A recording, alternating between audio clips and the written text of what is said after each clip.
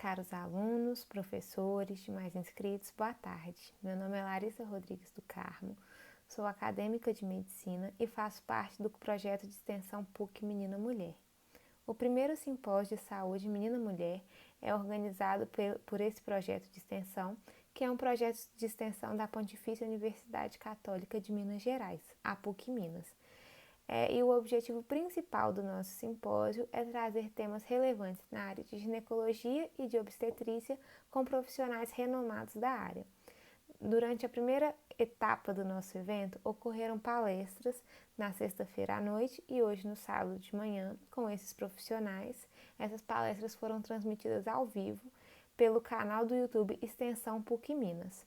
Essa parte agora do evento, ela é uma parte gravada que tem como função principal apresentar os trabalhos que foram submetidos no Congresso.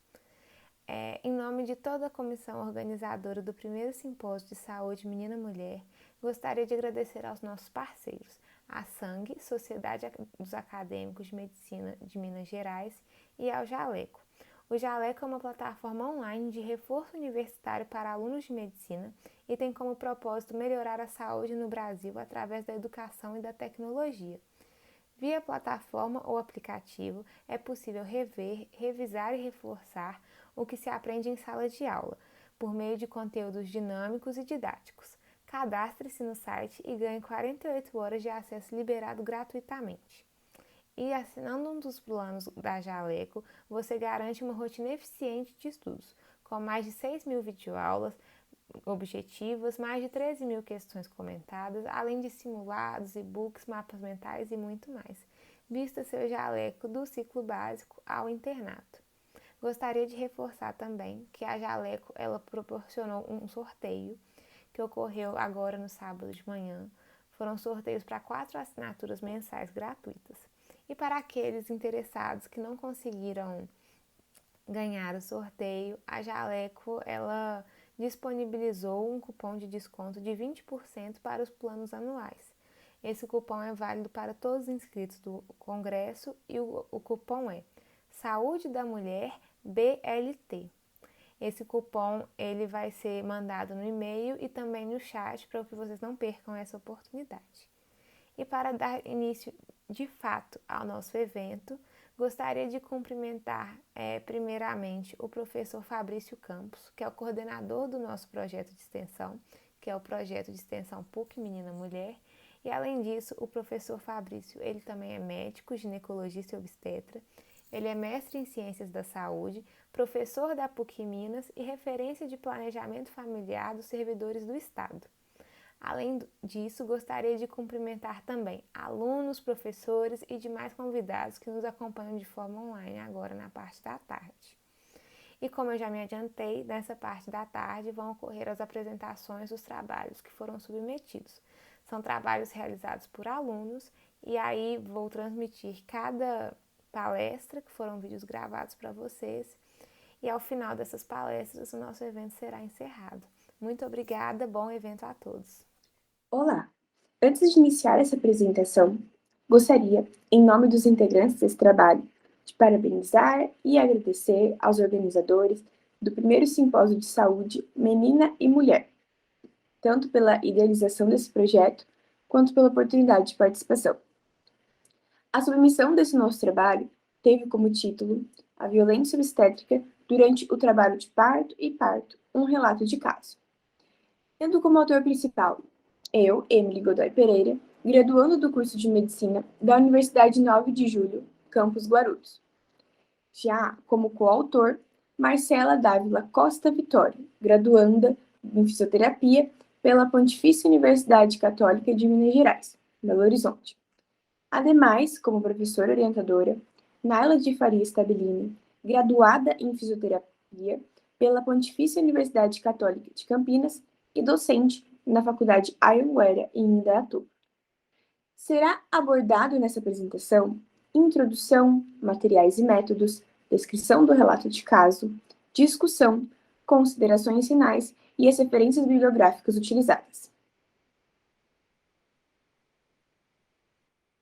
Primeiramente, na introdução, analisaremos a seguinte imagem que foi veiculada pelo portal de notícias Metrópolis, e seus dados foram retirados da pesquisa Mulheres Brasileiras e Gêneros nos Espaços Públicos, feita pela Fundação Perseu Abramo. Ela enfatiza que 1 a cada 4 mulheres sofre violência no parto. 10% não recebem o alívio para a dor. E 10% sentiram muita dor no exame de toque. Ela evidencia também que 9% sequer foram orientadas sobre os procedimentos adotados, e outras 9% ouviram grito de profissionais ao serem atendidas. Também 8% tiveram atendimento negado e 7% foram xingadas e humilhadas. Diante desse contexto, a relevância do tema trouxe a necessidade de sua abordagem e divulgação, visando esclarecimento e, consequentemente, diminuição de seu impasse. Pode-se definir que a violência obstétrica é toda ação ou omissão direcionada à mulher, seja durante o pré-natal, o parto ou o puerpério, que cause a ela dor, dano ou um sofrimento desnecessário. Tal prática é realizada sem o consentimento explícito ou em desrespeito à sua autonomia. Para a elaboração desse relato de caso, foi selecionada uma mulher que sofreu violência obstétrica durante o trabalho de parto e parto há 8 meses. Ela foi indicada por uma profissional da saúde que a auxiliou no processo de amamentação. Primeiramente, solicitamos a ela a assinatura do termo de consentimento livre e esclarecido. Posteriormente, foi realizada uma entrevista telepresencial, que iniciou-se com uma pergunta objetiva, dando abertura à entrevistada para relatar o ocorrido de sua maneira. Posteriormente, foram feitas outras perguntas, com o intuito de colher todas as informações e os detalhes do caso, permeando desde o ingresso no hospital até a fase domiciliar, no puerpério. Vale ressaltar primeiramente que as principais formas de violência obstétrica, elas vão se manifestar como agressões, ameaças, gritos, omissão de informações e episiotomia desnecessária e impositiva. A paciente do caso tinha 29 anos, é primigesta, e na idade gestacional de 38 semanas e 2 dias, ela entrou em trabalho de parto, declarando a preferência pelo parto normal.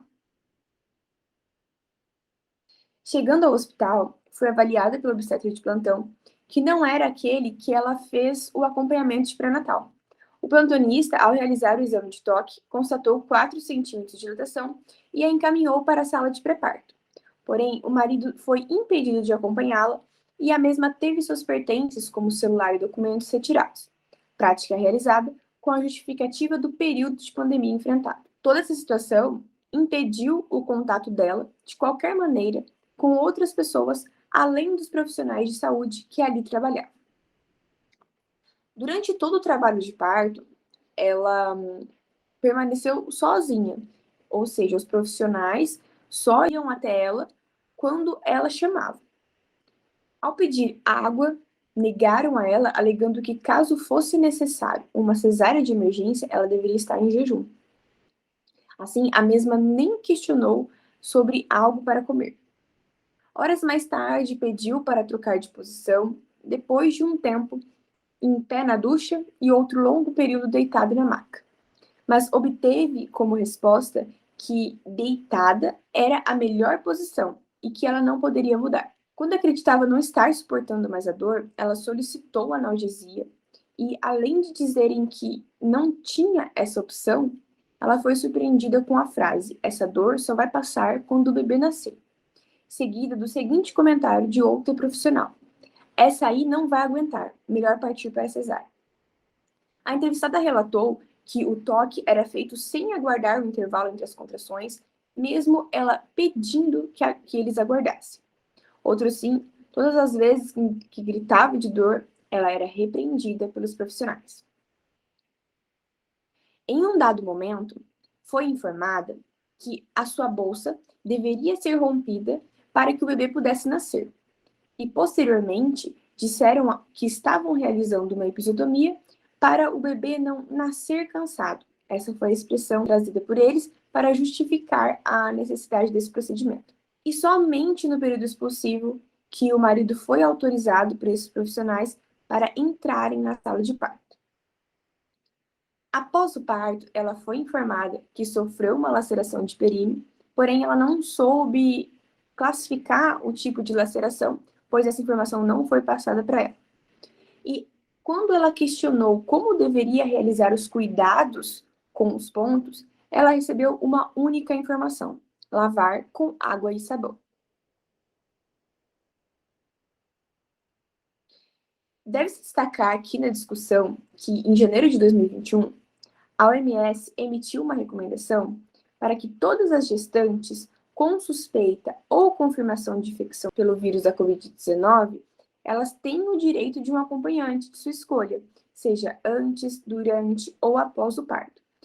Mesmo que essa não seja a situação da entrevistada, esse direito de ter um acompanhante já era assegurada pela lei número 11.180, de 7 de abril de 2005. Ou seja, tal ato, tal justificativa dada por esses profissionais não tem fundamento, né? Dada que a OMS já tinha emitido essa recomendação. Ou seja, a gestante necessita de um acompanhante, independente da situação dela. Já a falta de acolhimento por parte da equipe e a não permissão para acompanhante trouxeram inseguranças e medo a essa parturiente, fazendo ela aventar a negativa da maternidade e fazendo com que ela se questionasse sobre a sua capacidade de realizar esse parto normal. Pode-se concluir, então, após todo esse cenário exposto, que o tratamento desumanizado, como a negativa de medicações, no caso dela foi analgesia, a negativa de atendimento, onde o seu obstetra que acompanhou o pré-natal não estava presente, a falta de um suporte necessário, né, ou seja, os profissionais deixavam ela sozinha por um longo período, além da imposição de obstáculos, ou seja, o impedimento dela da troca de posições, todos esses fatores caracterizaram a violência obstétrica sofrida por ela, tanto no trabalho de parto quanto no parto em si. Friso a necessidade da abordagem e da discussão desse tema, que é tão relevante, com o intuito de esclarecer sobre os atos que enquadram a violência obstétrica e abolir tais práticas violentas que trazem prejuízos físicos e mentais, que vão afetar tanto a mulher quanto a relação mãe-filho posteriormente. Aqui estão as nossas referências bibliográficas utilizadas na produção desse relato de caso. Gostaria de agradecer, então, em nome dos integrantes desse relato, pela oportunidade. Muito obrigado e um ótimo simpósio a todos. Boa tarde. Esse trabalho é sobre as barreiras sociais atreladas à responsabilidade feminina na prevenção de infecções sexualmente transmissíveis. Foi realizado por mim, Ana Maria Zeredo, pela Camille Cristina, somos acadêmicas de medicina do 7º período da PUC Minas Contagem, e pela Tamira Stânia, nossa orientadora e residente de medicina de família e comunidade no Hospital das Clínicas da UFMG. Primeiramente, as infecções sexualmente transmissíveis estão entre os problemas de saúde pública mais comuns em todo o mundo. Apesar de todo o avanço científico, tecnológico, preventivo e curativo, inclui uma série de síndromes clínicas que pode ser disseminada principalmente por meio do contato sexual. São capazes de tornar o organismo humano mais vulnerável a outras doenças e apresentam complicações mais graves em mulheres, tais como infertilidade, abortamento espontâneo, malformação congênita e até a morte, caso não sejam tratadas. De acordo com a Organização Mundial da Saúde, mais de 1 milhão de pessoas adquirem uma IST diariamente, e a cada ano, 500 milhões de pessoas adquirem uma das ISTs curáveis, como gonorreia, clamídia, sífilis e tricomoníase, sendo que a sífilis na gravidez causa aproximadamente 300 mil mortes fetais e neonatais por ano, e coloca 215 mil recém-nascidos sob o risco de morte prematura, baixo peso ao nascimento ou sífilis congênita. Diante dessa contextualização, é notório que o perfil epidemiológico das ISTs vem se modificando durante os últimos décadas em todo o mundo, com aumento expressivo do número de casos entre as mulheres.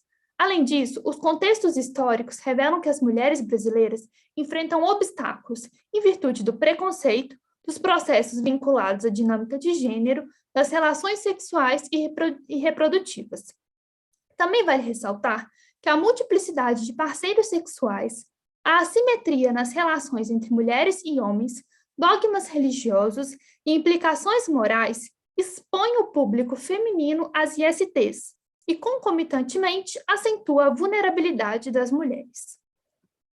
Nosso objetivo com esse trabalho é discutir como o machismo estrutural responsabiliza e culpabiliza a mulher pela contaminação por agentes transmitidos sexualmente. Como materiais e métodos, realizamos uma revisão integrativa de artigos analisando a relação entre as ISTs e o público feminino. Foram utilizados 4 artigos encontrados e contemplando essa temática na base de dados da Biblioteca Eletrônica da Cielo. Não encontramos muitos artigos sobre o assunto, o que mostra que esse não é um assunto muito discutido. Primeiramente, na nossa discussão, vamos trazer que as mulheres são especialmente mais vulneráveis às ISTs, por características biológicas, questões de gênero e questões sociais.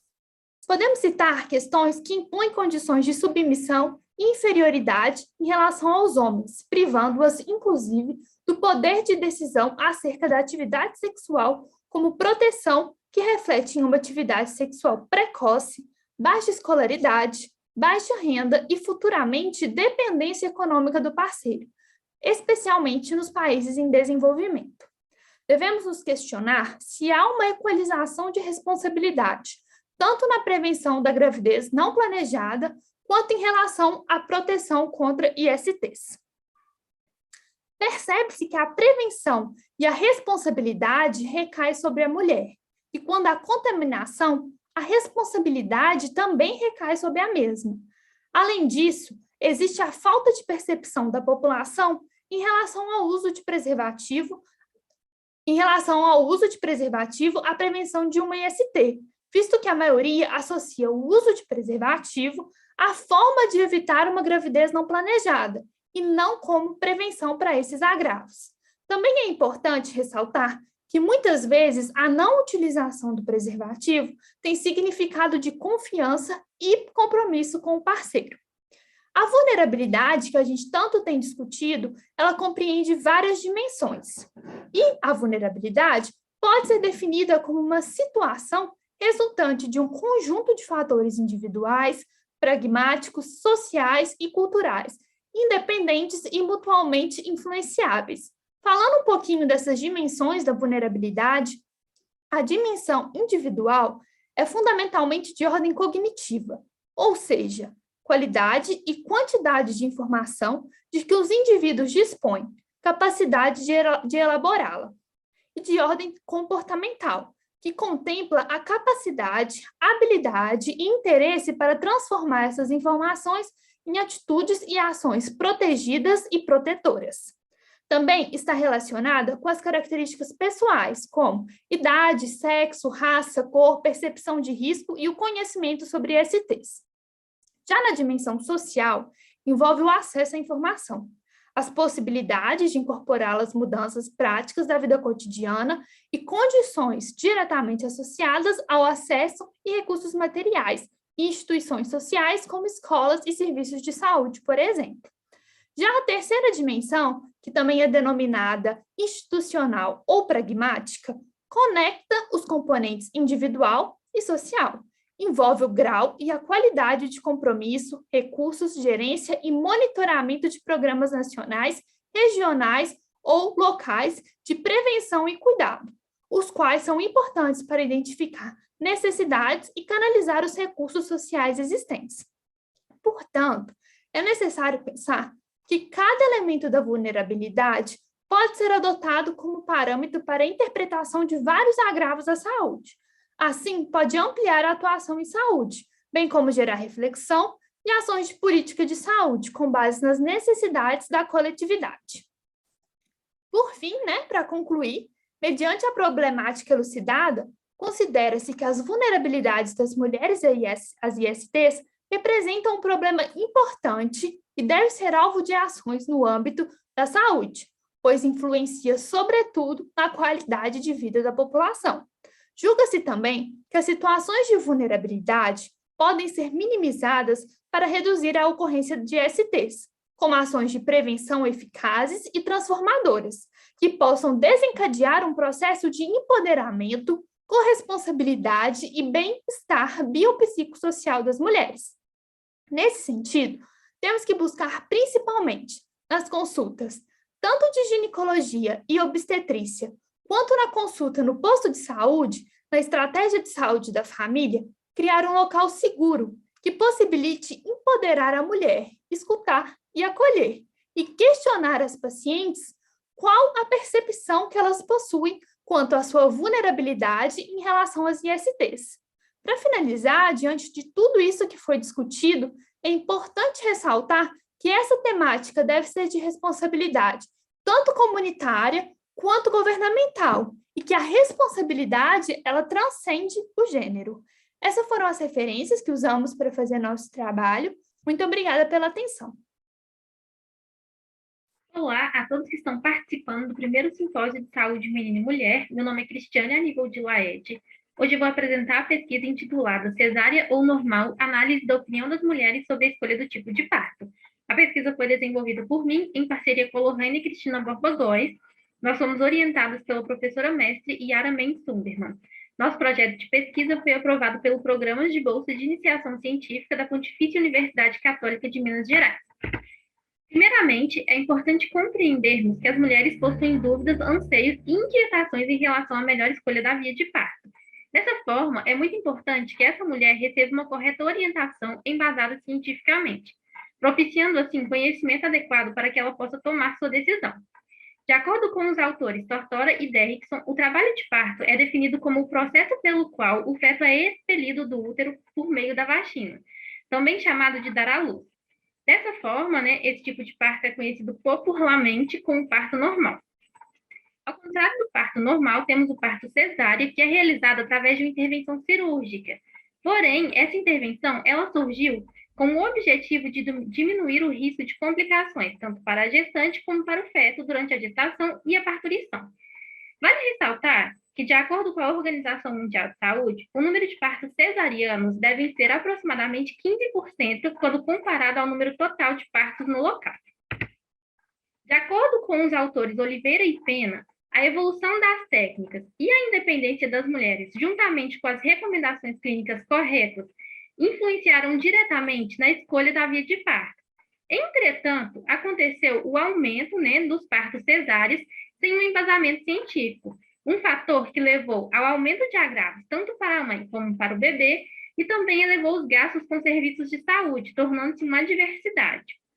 O que a gente observa na sociedade contemporânea é uma alta utilização desse tipo de parto devido ao desconhecimento da população sobre a fisiologia do parto, bem como sobre os riscos e benefícios.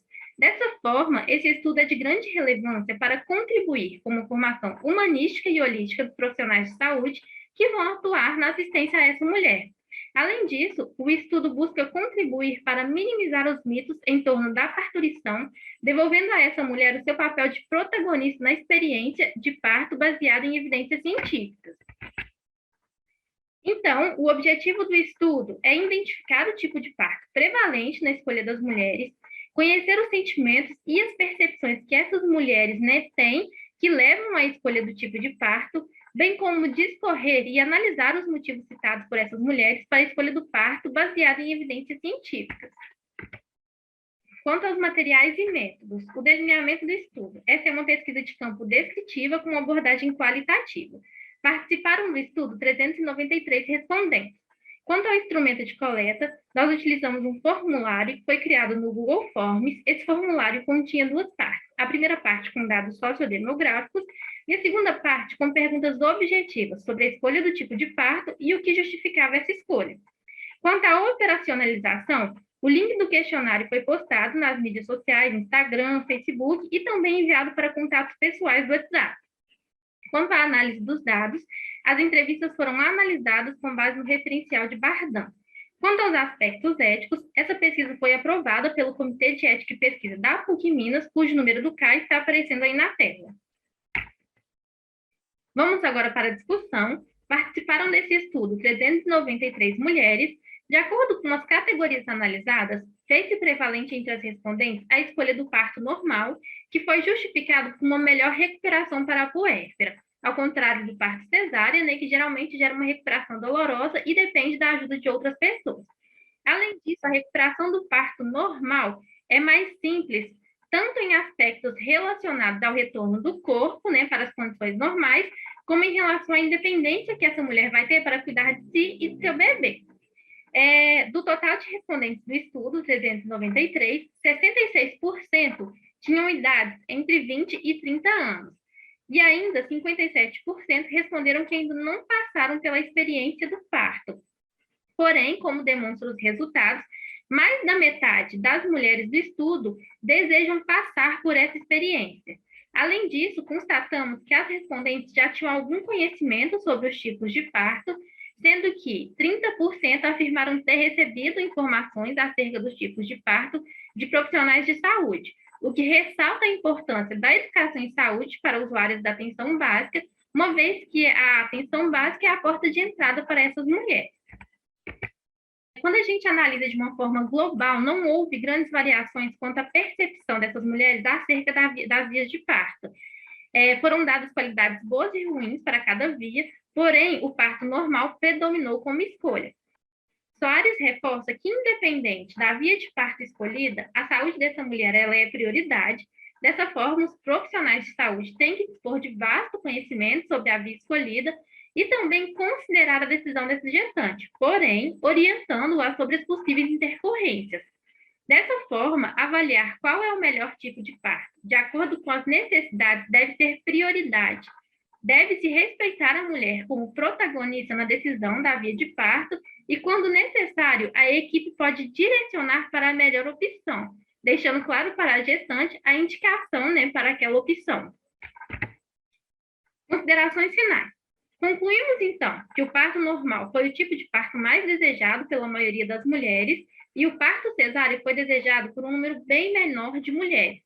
A preferência pelo parto normal foi associada a uma melhor recuperação pós-parto, por ser uma via natural, que tem menos intervenções, e, além disso, por trazer mais benefícios para o binômio mãe-bebê. Foi demonstrado que experiências prévias pessoais e de pessoas próprias também influenciam muito nessa escolha.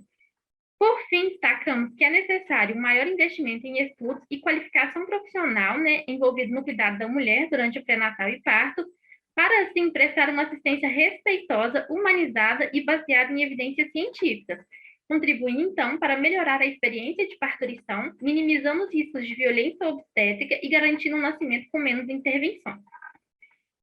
Temos aqui as referências bibliográficas utilizadas nessa apresentação. Eu agradeço pela atenção. Olá, eu sou Ana Beatriz Tobias da Silva, acadêmica do 6º período de Medicina da Unifenas BH, e hoje, no primeiro simpósio de saúde menina e mulher, vou apresentar para vocês o trabalho que tem como tema a infecção por SARS-CoV-2 e seus impactos na fertilidade, uma revisão de literatura. Foi realizado por mim e pela acadêmica Larissa Fernanda Silva Bueno e orientada pela ginecologista Laudislena Colodetti, que também é especialista em reprodução humana. Nosso trabalho foi dividido em 6 partes, como o edital, sendo introdução, objetivo, materiais e métodos, discussão, considerações finais e referências bibliográficas. Contextualizando um pouco o assunto, a pandemia foi decretada em março de 2020, né, a pandemia da Covid-19, e trouxe muitas incertezas para a sociedade, principalmente para as mulheres que sonhavam em ser mães, porque várias clínicas suspenderam o início dos novos ciclos de tratamento de reprodução assistida, por causa dessa incerteza, desse medo da infecção do SARS-CoV-2 e da passagem do vírus para o gameta, e qual impacto isso poderia trazer na gravidez, tanto para a mãe quanto para o bebê. Fizemos, então, uma revisão de literatura que teve como objetivo a verificar se é realmente possível encontrar esse vírus nos óvulos e no sêmen, e como isso pode afetar a fertilização. Como métodos, utilizamos duas bases de dados, que foi o PubMed e o Google Acadêmico. Como descritores, utilizamos SARS-CoV-2, infecção, fertilização in vitro e células germinativas. Foram obtidos 11 artigos que se encaixaram no critério de inclusão. Para entender se é possível ocorrer infecção, precisamos entender qual é o mecanismo de entrada do vírus na célula. Aqui temos representando o SARS-CoV-2, que é o vírus responsável pela COVID-19, né? Um vírus de RNA que possui envelope e proteínas S, proteínas spikes. Essas proteínas S têm que se conectar a receptores de duas formas para entrar na célula. O primeiro método de entrada da célula ocorre pela conexão da proteína spike no receptor da ECA2 e no receptor TMPRSS2. Esses dois receptores se ligam à proteína S de forma que funde a membrana do vírus com a membrana celular humana e o RNA é disperso, né, no meio intracelular. A outra forma de entrada menos comum, mas que também existe, é pela conexão da proteína S aos receptores CD147, ocorrendo uma endocitose, colocando o vírus para dentro da célula, de forma que, após essa entrada, o pH, né, do endossomo se altera por causa da proteína CTSL, de forma que ela cliva o vírus e libera o RNA para o meio intracelular. Ou seja, para que ocorra a infecção pelo SARS-CoV, tem que ter esses três receptores na célula. Ou os dois coexistentes, né, tanto a ECA como TMPRSS2, ou o CD147. Falando um pouco sobre os oócitos, temos aqui 3 gráficos de barras que mostram a expressão desses receptores nas células germinativas femininas. Foram utilizados vários métodos para tentar encontrar os receptores, né, como a imunohistoquímica, a microscopia confocal e o método de Western blot. Dessa forma, verificou que há, sim, a existência desses receptores na membrana, só que ele varia de acordo com o tipo de célula, né? Temos aqui o oócito em metáfase 2, o oócito primário, o blastocisto, a célula de cúmulos e a célula da granulose. Avaliaram a quantidade desses receptores nessas 5 células. Foi possível, então, verificar que há a presença desses receptores, deixando os gametas susceptíveis à entrada do SARS-CoV, entretanto, foi encontrada uma quantidade reduzida, sugerindo uma baixa probabilidade de infecção. Sabendo também que para o sucesso da fertilização não depende só do gameta feminino, analisamos estudos que buscaram a presença do SARS-CoV-2 no sêmen.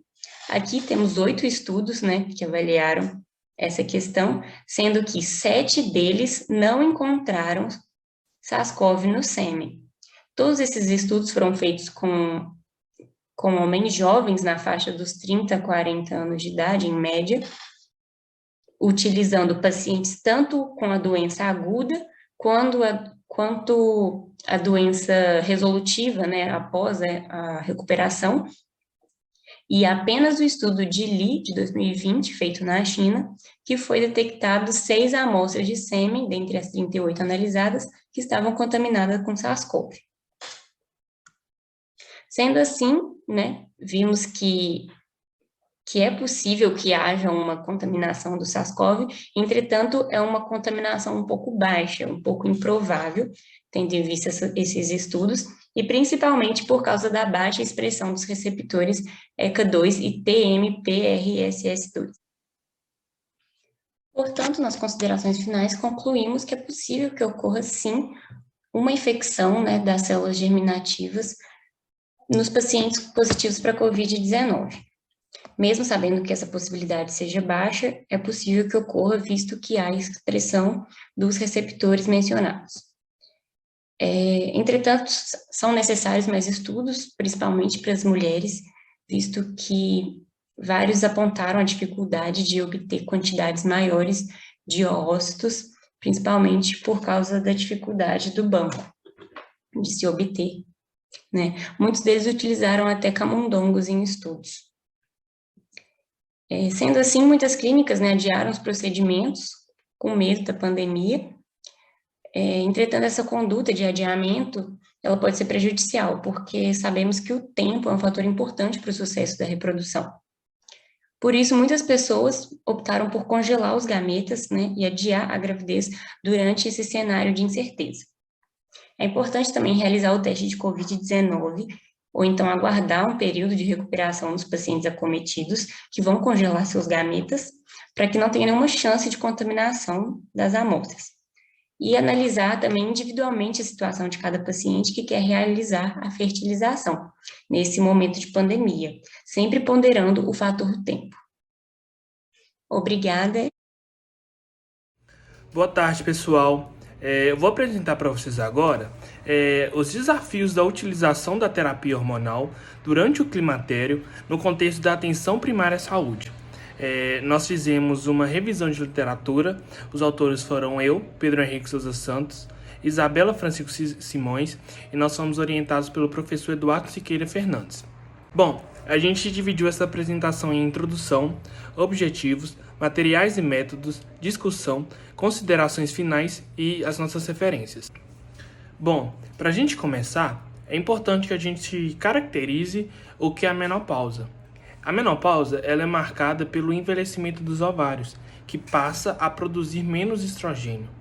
Com isso, a mulher começa a ter irregularidades no fluxo menstrual, até que após um período de 12 meses sem menstruar, ou de amenorreia, ela entra na menopausa.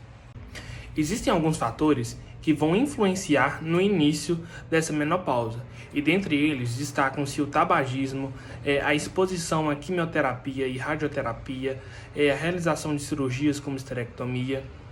E vale-se ressaltar que a menopausa não é um processo patológico, ela é fisiológico e toda mulher vai passar por isso. Então, o tratamento não visa interromper esse processo. Ele visa melhorar a qualidade de vida das mulheres e também controlar os sintomas, que dentre eles destacam-se os fogachos, que são aquelas ondas de calor transitória, tem também a atrofia urogenital, que vai promover um ressecamento vaginal, tem também a atrofia da própria vagina, que vai fazer com que o epitélio se torne mais delgado e ela perca as suas rugosidades. Dentre os nossos objetivos ao fazer esse trabalho, nós buscamos fazer uma revisão de literatura, explorando os desafios que os profissionais de saúde da atenção primária têm quando estão diante de uma mulher em menopausa. Então, nós usamos a base de dados PubMed, a gente usou só artigos em inglês e a gente filtrou os anos entre 1989 a 2021 e usamos 3 descritores para fazer essa busca: a terapia de reposição hormonal, a menopausa e a atenção primária à saúde. Nós encontramos 44 artigos e dentre eles utilizamos apenas 4 porque eram os que tinham enfoque na atenção primária à saúde. A gente viu que existe um consenso global, inclusive, sobre a terapia de reposição hormonal, inclusive muitas sociedades endossam esse documento. Porém, ele é muito amplo e destinado ao ginecologista. E com isso, falta-se, na literatura atual, consensos que sejam específicos para a atenção primária à saúde. O que a gente viu é que o médico da atenção primária à saúde deve estimular as mudanças no estilo de vida da paciente, porque isso ajuda a reduzir os impactos dos sintomas na sua vida. E dentre essas mudanças, a gente destacou a prática de atividade física, a cessação do tabagismo, lembrando que o tabagismo é um fator que influencia o início da menopausa, o controle moderado de álcool e também uma alimentação saudável. Além disso, os determinantes sociais também atuam na terapia de reposição hormonal. Isso porque as mulheres de renda média para alta utilizam mais a terapia do que aquelas mulheres de baixa renda. E outra coisa que a gente percebeu também é que as mulheres de baixa renda, elas procuram mais o serviço de urgência do que o serviço de prevenção. E dentro da atenção primária à saúde, a medicina preventiva é um pilar muito forte. Outro ponto importante é a criação de vínculo entre a equipe de saúde e a paciente, porque para estimular as mudanças no estilo de vida, é necessário que se tenha vínculo entre a equipe e a paciente. A educação em saúde também é muito importante para que a paciente saiba que o tratamento visa tratar os sintomas e não interromper o processo. E com isso, cabe a ela a decisão de se optar por fazer a terapia ou não. E aí a gente percebe que essa decisão compartilhada mais educação em saúde faz com que a mulher seja uma sujeita ativa, que tenha decisão ativa no que tange a sua saúde. Nós encontramos duas ferramentas que vão auxiliar os profissionais da saúde da APS na condução de uma paciente em menopausa. Foram eles o questionário Menopause Quick 6 e também um fluxograma que vai desde o diagnóstico ao manejo do tratamento. Nessa figura 1, nós temos as 6 perguntas do primeiro questionário. Se o paciente dizer sim para uma das primeiras 4 perguntas, isso é um sinal de alerta para que ela provavelmente esteja na menopausa, e as outras 2 perguntas são recomendadas de se fazer em uma consulta ginecológica. Esse mesmo questionário, ele traz o manejo dos sintomas da menopausa com base nas evidências da literatura atual. Nessa terceira figura, já é do outro fluxograma, e ela mostra um estadiamento da decisão para nos ajudar a identificar se a mulher está na menopausa ou não. Essas 2 figuras ajudam o médico a se orientar no que ele deve procurar na anamnese, na história pregressa da paciente e também no exame físico. E, por fim, essas últimas figuras são as opções de tratamento atualmente para os sintomas da menopausa que esse fluxograma traz para auxiliar o médico da atenção primária. A gente percebeu que o médico da atenção primária ele deve se preocupar com a qualidade de vida das pacientes, e a terapia de reposição hormonal é uma ferramenta essencial para o controle dessa sintomatologia. Outro ponto importante é que deve se democratizar e ter uma oferta adequada da terapia de reposição hormonal na atenção primária, porque atualmente esse tratamento não é oferecido pelo SUS e o paciente tem que arcar com os custos dessa reposição. Essas foram as nossas referências. Muito obrigado. Olá a todos e todas, eu me chamo Virgínia Moreira, sou acadêmica de Medicina da Pontifícia Universidade Católica de Minas Gerais, Campus Betim, autora do trabalho cujo título é Qualidade da Assistência Puerperal na Atenção Básica, uma revisão bibliográfica, de coautoria de Bianca Rodrigues, tendo como professora orientadora a doutora Karine Ferreira dos Santos. Vou aqui o sumário com alguns pontos que eu vou discorrer ao longo da apresentação, sendo eles a introdução, objetivo, materiais e métodos, discussão, considerações finais e o referencial bibliográfico utilizado. Bom, para a gente falar sobre puerpério, é importante que a gente saiba o que é e o que ele representa na vida de uma mulher. O puerpério, ele também é conhecido como período pós-parto ou resguardo, e é um período que ele é subdividido cronologicamente em imediato, os 10 primeiros dias após o parto, tardio, do 11º ao 42º dia, e remoto, após o 43º dia. Trata-se de um momento caracterizado por mudanças físicas e emocionais muito significativas no organismo, sendo que esse organismo ele tende, nesse momento, a voltar à fase pré-gravídica. Fisiologicamente, essa fase não tem fim definido e os marcos inicial e final são determinados individualmente pelas impressões psicológicas e ou fisiológicas de cada mulher. As fases imediata e tardia são um momento de elevada mortalidade feminina. E diante desse cenário, mesmo com a evolução da assistência, intercorrências como anemia, infecções, dor, hemorragias e doenças hipertensivas ainda ocorrem com elevada frequência no período puerperal e a maioria delas seria evitada com acompanhamento adequado. Nesse sentido, as ações realizadas pela atenção primária à saúde são de extrema importância a fim de evitar e reduzir desfechos negativos e as taxas de mortalidade puerperal. No que se refere à assistência puerperal, os cuidados de qualidade em saúde eles devem oferecer suporte, educação, vigilância e interação à puérpera. Falando um pouco do significado de qualidade nesse contexto de assistência puerperal, significa aumentar a probabilidade dos resultados desejados serem consistentes com o conhecimento profissional corrente. Aqui o objetivo do nosso trabalho, que é identificar a existência de estudos sobre a qualidade da assistência puerperal no âmbito da atenção básica e os materiais e métodos que a gente utilizou.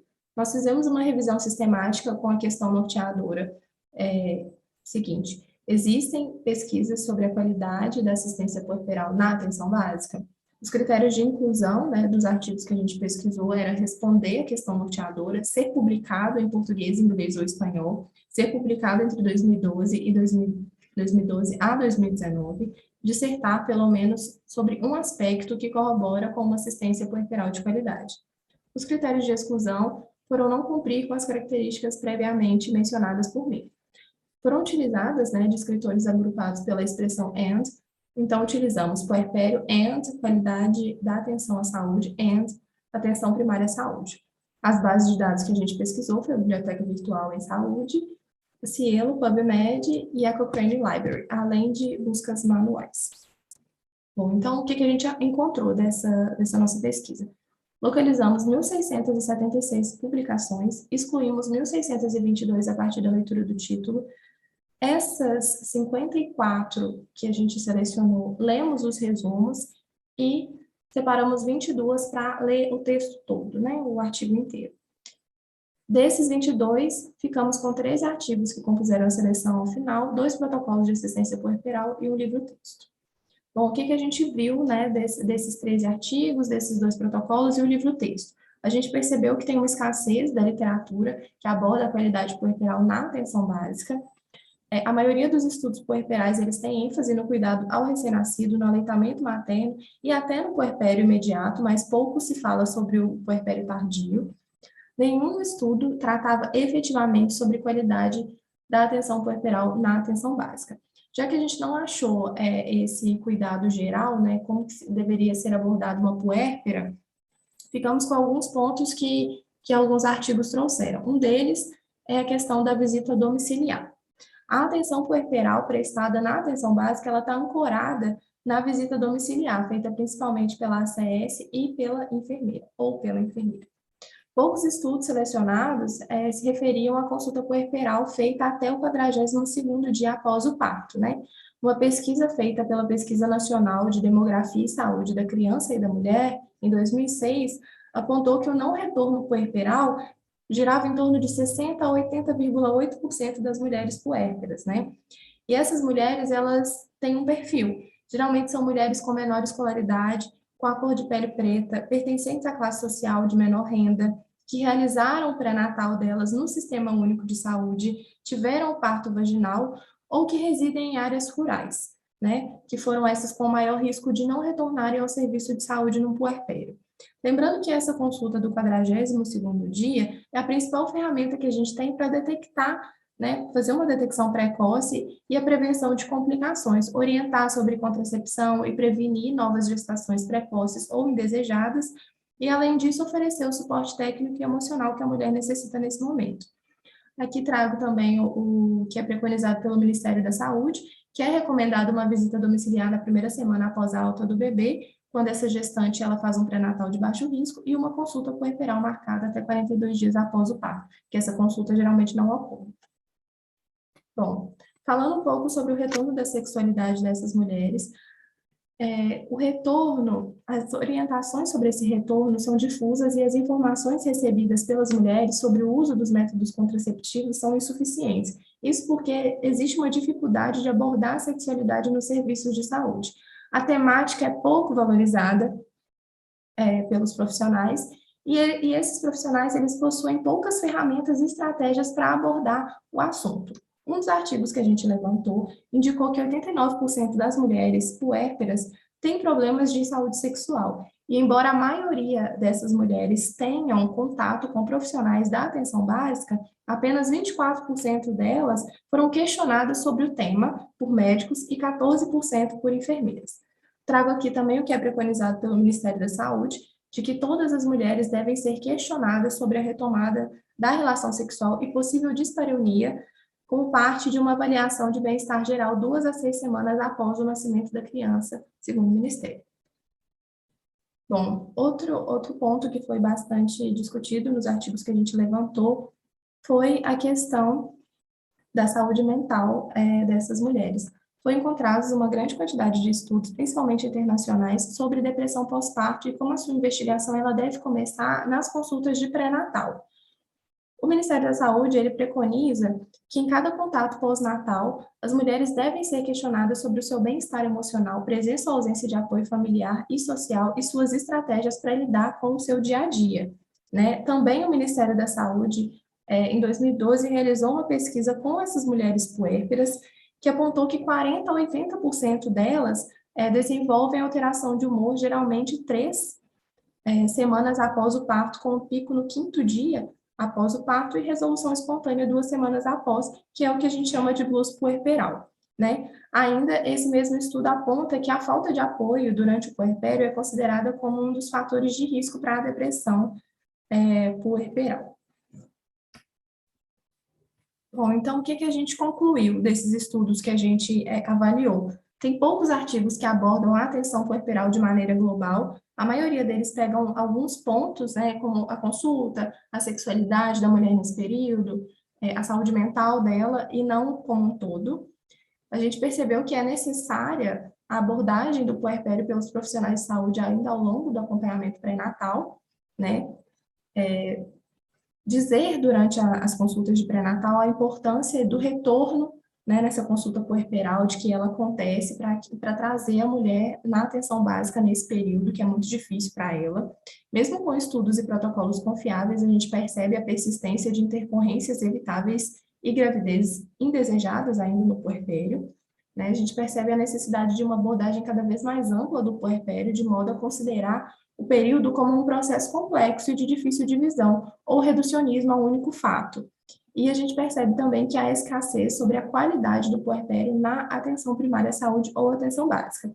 Por fim, foram recuperados poucos artigos sobre o tema, né, como eu já falei aqui, e aqueles encontrados, em sua grande parte, não foram escritos por médicos. Então, a gente vê que tem uma ausência de estudos médicos baseados em evidências sobre o manejo feminino no pós-parto ideal.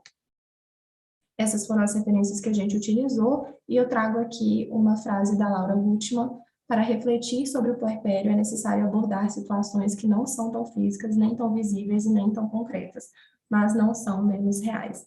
Agradeço a atenção de todos. Olá, meu nome é Paula Maister e hoje irei apresentar o trabalho sobre o uso de contracepção reversível de longa duração na prevenção de gravidez na adolescência. Realizei esse trabalho juntamente com a Blenda e com a Sophie e tivemos como orientador o Felipe Augusto. Dividimos esse trabalho entre introdução, objetivo, materiais e métodos, discussão e considerações finais, por fim, nossas referências bibliográficas. O que são os contraceptivos reversíveis de longa duração, os LARCs? São os dispositivos intrauterinos e os implantes contraceptivos. Os dispositivos intrauterinos eles podem ser divididos tanto em prata ou cobre, e os dispositivos hormonais, né, liberados de levonorgestrel. Bom, analisando o índice de Pearce, que é o que indica a eficácia dos métodos, né, sendo que quanto mais perto de zero, melhor a eficácia, temos como o DIU de prata ou cobre uma variação de 0,6% a 0,8% de eficácia, o DIU hormonal mais ou menos em torno de 0,2% e os implantes contraceptivos de 0,5%. Por que a gente relacionou, né, esses contraceptivos reversíveis de longa duração com a gravidez na adolescência? Inicialmente, né, por causa do seu custo-benefício a longo prazo e da sua eficácia. Atualmente, nós temos 80% das gravidezes, né, das gestações entre adolescentes não são planejadas, e dentre essas gestações, 2/3 delas não são desejadas por essas mulheres. Então, por isso que a gente correlacionou, né, um método a longo prazo, a sua eficácia com essa taxa de 80% das gravidezes não planejadas. Bom, o nosso objetivo foi observar justamente os possíveis benefícios do uso dos LARCs como instrumento de prevenção da gravidez na adolescência. Utilizamos com base de dados o PubMed, utilizando descritores para a pesquisa contracepção, gravidez na adolescência e contracepção reversível de longo prazo. Utilizando artigos em inglês e português, nós selecionamos revisões de literatura e relatos de caso, com os filtros Full Test, artigo a partir de 2015 e UMAS. Desses artigos, nós selecionamos 5. A gravidez na adolescência, ela pode trazer diversas consequências, tanto materna quanto fetal, né? Há síndromes hipertensivas, infecções, abortos, dentre diversos outros complicações, aumentam ainda mais a mortalidade, tanto materna quanto feto. Por isso, é tão importante abordar, né, um planejamento familiar desde a adolescência e na atenção primária. Atualmente, 2% das mulheres que utilizam o anticoncepcional optam pelo LARCs, e se deve muito à falta de informação, falta de conhecimento dentro do planejamento familiar, e por isso a relevância, né, de se abordar o tema, sejam em escolas, ou nos postos de saúde, ou em palestra, como estamos desenvolvendo agora. No SUS, atualmente, a gente só tem o DIU de cobre, né, disponível, e um estudo, né, para correlacionar com o que eu citei sobre a falta de informação, esse estudo observou que, a partir do pré-natal e no pós-parto, as mulheres que tiveram educação em saúde sobre planejamento familiar, 77,5% dessas adolescentes optaram por fazer um uso de algum método contraceptivo, e dentre elas, 37% escolheram o DIU como opção. A Febrasgo, em 2019, né, postou um documento que aborda que a taxa de eficácia na vida real é muito alta, e a diferença entre o uso perfeito e real ela é pequena entre os métodos de longa duração, principalmente comparando com os outros métodos disponíveis que a gente tem. Ele não depende muito, né, da motivação dessa adolescente, de um uso, né, correto, como, por exemplo, no anticoncepcional, que ela tem que tomar todo dia no mesmo horário, tem algumas interações medicamentosas, enfim. Por isso, a relevância desse método. Bom, então, a gente notou que há uma importância grande de ações de educação sexual para discutir direitos reprodutivos e planejamento familiar, e, além disso, abordar também e enfatizar que não se deve fazer apenas o uso desses métodos, e que é importante fazer o uso do preservativo, porque esses métodos não protegem contra doenças sexualmente transmissíveis, então se deve usar o preservativo em todas as relações. Essas são as nossas referências. Obrigada.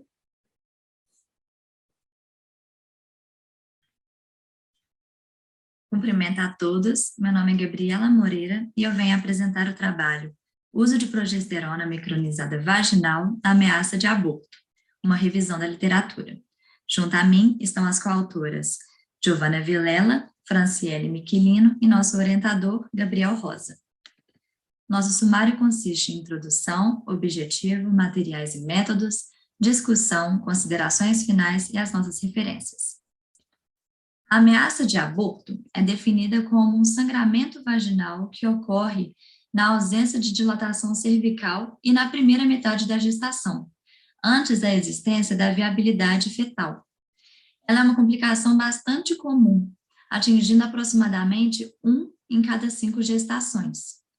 A porcentagem de evolução para perda de gestação varia a depender da literatura estudada, apresentando um intervalo entre 10% a 50% de chance, trazendo, assim, importantes repercussões psicológicas à gestante. Sabe-se que a progesterona, ela possui importância, né, tanto no ciclo menstrual da mulher não grávida, ou seja, na conversão do endométrio proliferativo em secretor, quanto na gravidez, que é essencial para o estabelecimento e para a manutenção da gestação. E pela progesterona ser essencial para uma gravidez saudável, vários estudos investigam se a terapia com progesterona pode resgatar ou não uma gravidez em mulheres com sangramento no início da gestação, ou seja, que estejam associadas a um risco de aborto espontâneo. Nosso trabalho, o objetivo dele é analisar as principais evidências científicas quanto ao uso da progesterona micronizada e a sua eficácia clínica no manejo da ameaça de aborto. Nossos materiais e métodos utilizados foram a base de dados PubMed e portal de periódicos CAPES. Utilizamos esses 3 descritores e selecionamos artigos em inglês e português publicados nos últimos 5 anos. A progesterona, como a gente já falou, ela é essencial para a manutenção da gravidez, e a sua deficiência está associada ao aborto espontâneo. A questão de saber se a suplementação de progesterona no início da gravidez pode ou não prevenir o aborto espontâneo tem sido uma questão de pesquisa de longa data, e tem sido investigada e debatida na literatura médica por anos. Essas pesquisas, elas baseiam-se principalmente na suplementação com progesterona, para tanto prevenir aborto espontâneo em mulheres assintomáticas, mas com histórico de abortos recorrentes, quanto para mulheres já com ameaça de aborto na gestação atual. Essas pesquisas, elas utilizaram tanto progesterona natural micronizada, quanto progestogênios sintéticos na tentativa de tratamento dessa complicação. Porém, vários desses estudos apresentavam problemas de randomização, tamanho de vieses e amostras, e até o momento 2 ensaios clínicos multicêntricos controlados por placebo se destacaram, o estudo PRINCE e o estudo PROMISE. Eu vou falar um pouquinho deles agora. O estudo PROMISE era direcionado a mulheres com abortos espontâneos recorrentes inexplicáveis. Então, falando um pouquinho sobre os dados obtidos por esse estudo, nós tivemos, ele estudou 836 mulheres de 45 hospitais no Reino Unido e na Holanda, bem potencializado em mulheres com aborto espontâneo recorrente de alta qualidade, com randomização gerada por computador, ocultação de alocação, duplo cego, controle por placebo, uma ótima taxa de acompanhamento e análise estatística. Então, é um estudo muito bom. E ele buscou comparar a utilização de progesterona micronizada e placebo na interferência de nascidos vivos após 24 semanas. Nesse estudo, foi utilizado progesterona micronizada vaginal de 400 miligramas 2 vezes ao dia, e foi verificada uma taxa de nascidos vivos de 66% com o uso da progesterona versus 63% com o grupo placebo, tendo assim um aumento, né, um aumento de 3% na taxa de nascidos vivos, mas sem relevância estatística devido ao p-valor elevado, então o p era de 0,45. Sendo que posteriormente foi realizada uma análise de subgrupo classificados quanto ao número de abortos prévios, onde foi possível levantar a hipótese de relação direta do benefício com o número de abortos anteriores. Já o estudo PRINCE, ele era direcionado a mulheres com sangramento precoce na gravidez. Ele estudou 4.153 mulheres em 48 hospitais do Reino Unido e encontrou uma taxa de nascidos vivos 3% maior com progesterona, mas com um p-valor de 0,08. Um achado importante, primeiro observado no ensaio PROMISE e depois replicado no ensaio PRINCE, foi que o tratamento com progesterona micronizada vaginal de 400 miligramas, 2 vezes ao dia, ele foi associado ao aumento das taxas de nascidos vivos de acordo com o número de abortos anteriores. Então, para o subgrupo de mulheres com história de um ou mais aborto e sangramento da gravidez atual, a taxa de nascidos vivos foi de 75% com progesterona versus 70% com placebo. E esse benefício, o benefício foi maior para o subgrupo de mulheres com 3 ou mais abortos espontâneos anteriores e sangramento na gravidez atual. A taxa de nascidos vivos desse grupo foi de 72% com progesterona versus 57% com placebo. Então, a partir disso, a gente chega na conclusão de que acredita-se que exista, sim, um pequeno efeito positivo no uso da progesterona micronizada vaginal em pacientes com história prévia de aborto espontâneo. Porém, ainda são necessários mais estudos para compreender a influência do uso da progesterona a longo prazo. Aqui foram as nossas referências utilizadas nesse trabalho e agradeço muito a participação. Obrigada.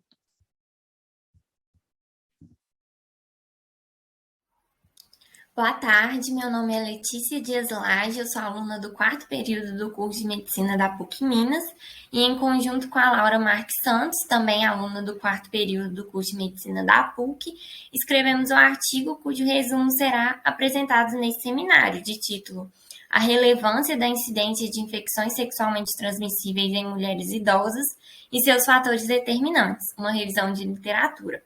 E nós somos orientadas pela doutora Eliane Rocha de Albuquerque, docente da PUC Minas. Nessa apresentação, nós vamos abordar a introdução, o objetivo do trabalho, os materiais e métodos utilizados, a discussão realizada e as considerações finais, além das referências usadas no processo. Então, na introdução do artigo, nós abordamos o aumento da população idosa, que está diretamente associada à melhoria das condições de sobrevivência e da qualidade de vida. Ou seja, melhoria do acesso a serviços de saúde, de promoção, prevenção, acesso a serviços curativos, aumento da escolaridade, acesso a saneamento básico, avanços tecnológicos, aumento de renda e outros fatores determinantes que levaram ao aumento da expectativa de vida. Entretanto, essa população ainda passa pela invisibilidade política, social e cultural, principalmente quando se trata da saúde sexual.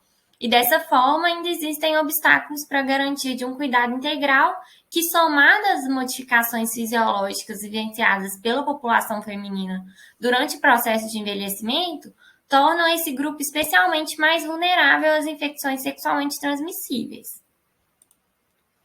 O objetivo do artigo foi compreender a relevância das infecções sexualmente transmissíveis nas mulheres idosas e analisar os determinantes que influenciam nos índices de infecções sexualmente transmissíveis nas mulheres no climatério. A metodologia utilizada foi uma revisão de literatura realizada com base nas plataformas Lilac, Cielo, BVS, Biblioteca Virtual em Saúde, PubMed, além das análises de informações estatísticas disponibilizadas pelo Instituto Brasileiro de Geografia e Estatística, o IBGE. Bom, então a discussão que a gente levanta no artigo passa pela mudança na composição etária da população, que não está sendo acompanhada de políticas públicas que assegurem os direitos da população idosa. Então, não está sendo acompanhada de um amparo social, do cuidado integral a esses indivíduos, nem de investimentos em estudos e em pesquisas que abordem as especificidades desse grupo. Isso se deve, em parte, a uma cultura marcada pelo etarismo, ou seja, pela desqualificação do envelhecimento e das pessoas idosas. E esse é um problema que afeta principalmente as mulheres. Esse aspecto é tão forte na sociedade que invalida tanto o idoso tido como frágil e dependente de cuidados, quanto aquele que difere desse estereótipo de velhice e mantém particularidades que são culturalmente entendidas como características da população jovem ou adulta, como a vida sexual ativa. E toda essa conjuntura reflete em uma política de Estado que tende ao desamparo na integralidade da assistência, e isso acentua os preconceitos com os idosos e pouco investe na potencialidade da velhice. E, além disso, também há uma falta de compreensão da vivência da sexualidade na terceira idade e das especificidades fisiológicas desse grupo. Mas mesmo com esses problemas, as melhoras de qualidade de vida já discutidas, somadas às tecnologias inseridas na saúde, possibilitaram o prolongamento da vida sexual e, junto à manutenção das práticas sexuais, o número de infecções sexualmente transmissíveis nesse grupo aumentaram. Segundo uma publicação de 2019, essa questão representa um problema de saúde pública extremamente relevante, que é comprovado pelas análises epidemiológicas, e essas análises apontam que a prevalência desse tipo de infecção na população idosa já corresponde a 25,32%, o que demonstra a relevância e a importância dessa discussão. E o aumento da incidência está muito relacionado ao comportamento sexual de risco.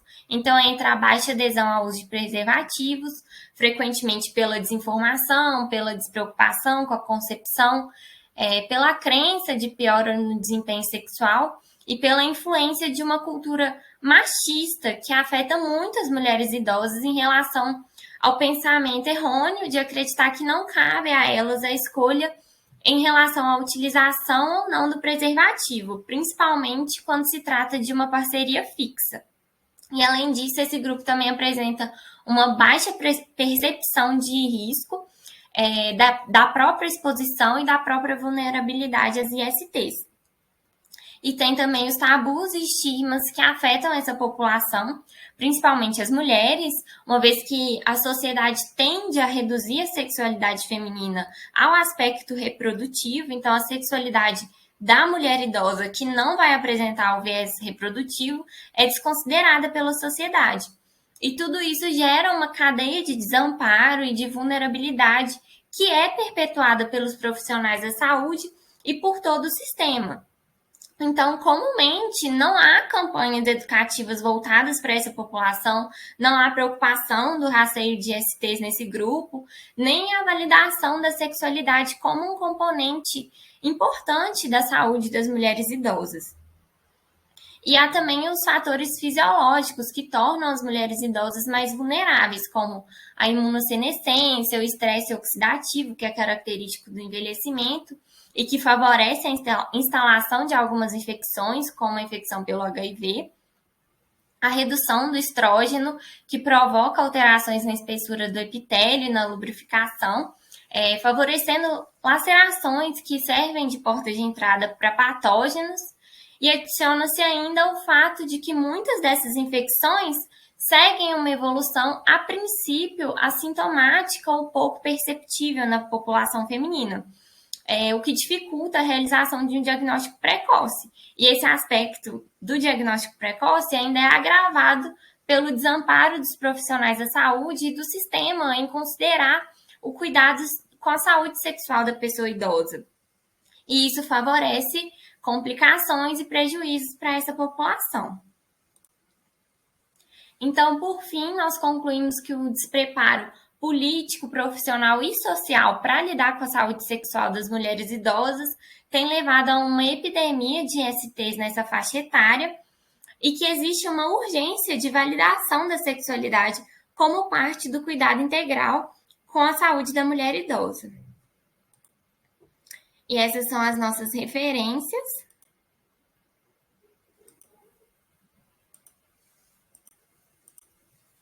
E muito obrigada.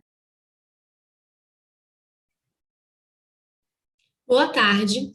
É um prazer poder participar do primeiro simpósio de saúde menina e mulher com a apresentação do nosso trabalho, revisão de literatura acerca da sífilis gestacional em mulheres brasileiras e seus impactos na saúde materna e infantil.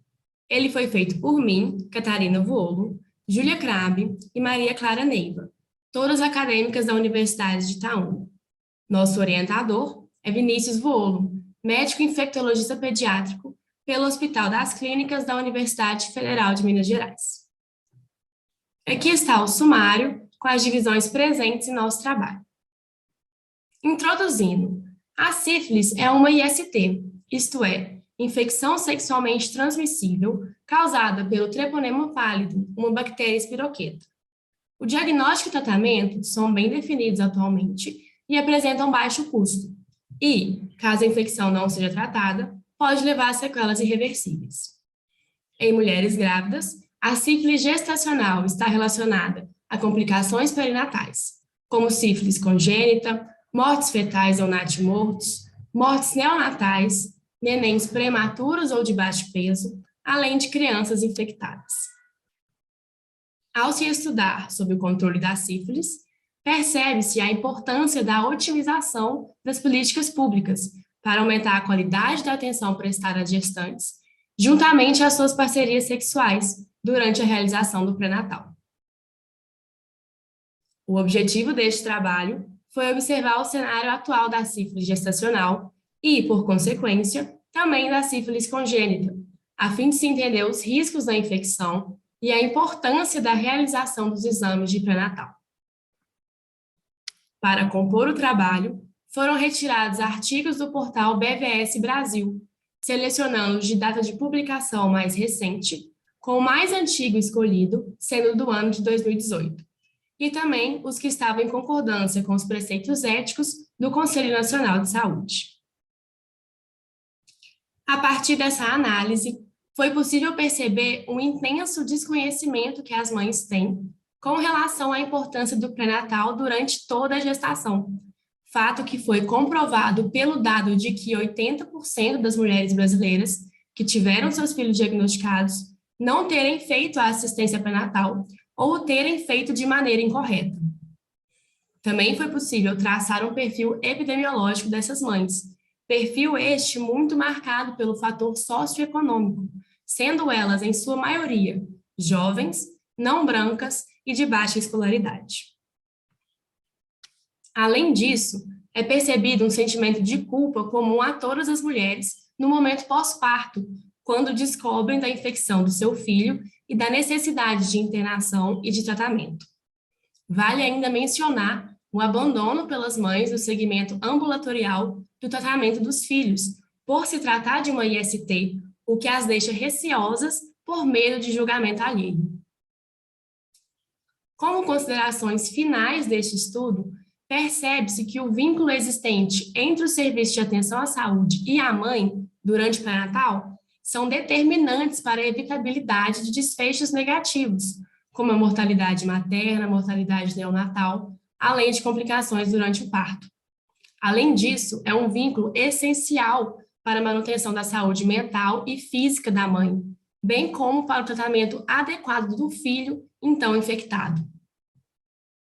Aqui estão as referências do nosso trabalho.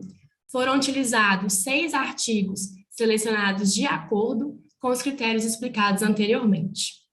Antes de finalizarmos, gostaríamos de evidenciar a extrema importância dos exames pré-natal, para não somente o diagnóstico e tratamento da sífilis gestacional, mas como de inúmeras outras doenças, de forma a evitar complicações e garantir uma gestação mais segura para a mãe e para o bebê. Dentre os objetivos do pré-natal, tem-se a prevenção, o diagnóstico precoce e o tratamento de doenças, o preparo da mulher para a maternidade, a comunicação de inúmeras orientações essenciais para os novos hábitos de vida advindos com a maternidade, dentre outros. Sabendo disso tudo, deve-se defender a disponibilidade destes exames para todas as mulheres brasileiras, na mais alta qualidade possível, o que percebemos pelo estudo que não está sendo feito. Esperamos que nosso trabalho tenha contribuído para a formação de uma visão mais verdadeira acerca do contexto atual da sífilis gestacional e da sífilis congênita. Agradecemos a oportunidade e a atenção de todos. Olá, pessoal. Meu nome é Lilian de Souza Martins. Eu sou acadêmica do 4º período do curso de Fisioterapia pela PUC Minas Poços de Caldas e é com enorme prazer que eu venho apresentar o trabalho que eu escrevi intitulado Dos impactos causados pela pandemia da Covid-19 na gestação. Esse trabalho é composto pela introdução, pelo objetivo, pelos materiais e métodos, pela discussão, pelas considerações finais e pelas referências bibliográficas que eu utilizei. Então, para iniciar esse estudo, é interessante destacar qual vírus provocou a pandemia da Covid-19, sendo o novo coronavírus, o SARS-CoV-2, que é o causador de uma infecção respiratória aguda, que devido à sua alta transmissibilidade, acabou desencadeando a pandemia da Covid-19, que a gente tem vivenciado há mais de 1 ano e meio. E levando em consideração as diversas alterações fisiológicas que ocorrem durante a gravidez, sobretudo do sistema imunológico e respiratório, as gestantes são mais suscetíveis a infecções virais. E é por isso que a Organização Mundial de Saúde as classificou como grupo de risco. E assim, diante das possíveis complicações para a gestação, é necessário considerar o estar gestante em tempos de pandemia da Covid-19. O meu objetivo com este trabalho é discutir as possíveis complicações gestacionais em decorrência da Covid-19, assim como os impactos na saúde das gestantes. Este estudo foi desenvolvido por meio de uma revisão bibliográfica utilizando os descritores Covid-19, gestação e gestantes por meio das bases de dados CAPES, Google Scholar, PubMed e Cielo. Embora muitas gestantes não desenvolvam a forma grave da Covid-19, a maioria delas apresentam complicações gestacionais. Então, aqui nesse primeiro quadro, eu destaquei algumas das complicações gestacionais que ocorrem devido à infecção pelo novo coronavírus. Então, a pré-eclâmpsia, que é uma doença hipertensiva específica da gravidez, a ruptura prematura de membranas, a prematuridade, a malformação fetal, o oligoâmnio, que é a redução do líquido amniótico, a carioamnionite, que é a inflamação aguda de membranas placentárias, o sofrimento e até mesmo a morte fetal. E por conta destas complicações, foi notado um aumento na realização de partos cesáreos. Mas isso não significa que toda gestante com Covid-19 tenha que realizar o parto cesáreo. Não, a via de parto é um procedimento individualizado, então a escolha vai ser baseada nas condições da mãe e do feto. E além disso, esse período de isolamento social, que é necessário para impedir a disseminação do vírus, pode refletir negativamente na saúde das gestantes. Então, aqui nesse segundo quadro, eu destaquei alguns desses impactos, como, por exemplo, o sedentarismo, o sobrepeso, o aumento da pressão arterial, a intolerância à glicose e até mesmo transtornos psicológicos, como a depressão e a ansiedade. E essas condições, elas não refletem somente na saúde da gestante, mas elas também interferem na gestação. Então, embora as gestantes não sejam as mais acometidas pela Covid-19, quando infectadas, o novo coronavírus pode impactar gravemente a gestação. O pré-natal é essencial para um desenvolvimento saudável, para a prevenção e detecção precoce de patologias, e não só da Covid-19, mas de outras doenças maternas e fetais. Essas foram as referências que eu utilizei para desenvolver esse trabalho. E é isso. Muito obrigada pela atenção. Após todas essas apresentações, gostaria de agradecer, em nome da comissão organizadora do primeiro Simpósio de Saúde Menino e Mulher, a todos os autores e coautores. Obrigada por fazer desse espaço da tarde um espaço muito rico de muito aprendizado. Aproveitando que estou fazendo agradecimentos, gostaria de agradecer mais uma vez a todos os nossos palestrantes pela disponibilidade, pela acessibilidade e por apresentarem aqui no nosso simpósio palestras tão ricas, com temas tão relevantes e com uma didática muito clara. Muito obrigada mais uma vez, sem vocês o nosso evento não seria possível. Gostaria de agradecer também a todos os nossos inscritos por mandarem perguntas, dúvidas e por participar com a gente nesses 2 dias de forma ativa. Esperamos ter atingido as expectativas de vocês com o nosso evento. Finalizando, gostaria de agradecer aos nossos parceiros Sangue e Jaleco e também a Proex, que foi a responsável por nos ajudar na construção de todo esse evento. E antes de me despedir, gostaria de lembrá-los que o nosso projeto de extensão tem uma página no Instagram, que é @meninamulher_PUC. E lá, além da gente poder discutir essas dúvidas finais que ficaram do evento e de receber sugestões e críticas de vocês inscritos, nós também fazemos um trabalho fixo, regular, que é visando a democratização do acesso à saúde. Então, a gente direto traz para a discussão nos posts do Instagram temas sobre ginecologia, obstetrícia e saúde da mulher no geral. Então, se você tem interesse nessas áreas, segue a gente e faz desse espaço também um espaço mais rico. Com isso, me despeço e encerro agora o primeiro simpósio de saúde menina e mulher. Muito obrigada a todos pela participação em nosso evento e até a próxima.